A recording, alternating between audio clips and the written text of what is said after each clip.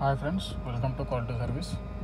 ఈరోజు మన టాపిక్ వచ్చేసి ఈసీ కంట్రోల్ ప్యానల్ అంటారు దీన్ని.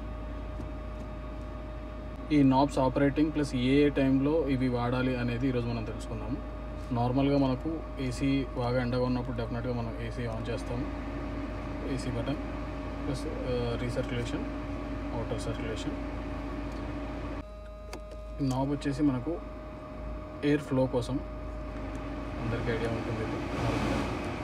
బట్ బెటర్ కూలింగ్ కోసం మనం డెఫినెట్గా 2 మీద పెట్టుకుంటే మాత్రమే మనకు కరెక్ట్గా కూలింగ్ వస్తుంది. టెంపరేచర్ నాబ్ ప్లస్ మనకు ఎయిర్ డైరెక్షన్ వచ్చేసి ఇది ఓన్లీ ఫేస్ మోడ్, ఇది ఫేస్ అండ్ లెగ్ మోడ్, ఇది ఓన్లీ లెగ్ మోడ్.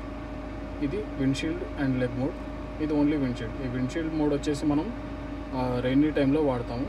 రైనీ టైంలో వాడినప్పుడు డెఫినెట్గా ఇది ఇక్కడ పెడితే ఆటోమేటిక్గా రీసర్క్యులేషన్ నుంచి అవుటర్ సర్క్యులేషన్కి వస్తుంది.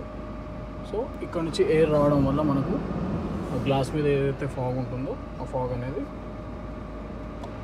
వెళ్ళిపోతుంది. ఈ విండ్షీల్డ్ మోడ్ యూజ్ చేసినప్పుడు మనం డెఫినెట్గా ఆటోమేటిక్గా ఇది ఇక్కడికి షిఫ్ట్ అయిపోతుంది. ఒకవేళ షిఫ్ట్ అవ్వకపోయినా కానీ మనం మార్చుకోవాలి.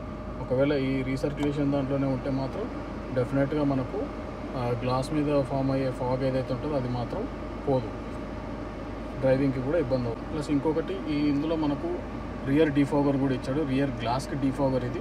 ఈ రియర్ గ్లాస్ డీఫాగర్ ఎలా వాడాలి, దీని ఫీచర్ ఎలా ఉంటుంది అనేది నేను లాస్ట్ వీడియోలో చెప్పాను. అది అక్కడికి వెళ్ళి చూడొచ్చు మీరు. నా నెక్స్ట్ వీడియోలో ఏసీ మెయింటెనెన్స్ టిప్స్ ప్లస్ మనం ఇంట్లోనే చేసుకోదగిన కొన్ని టిప్స్ చెప్తాను.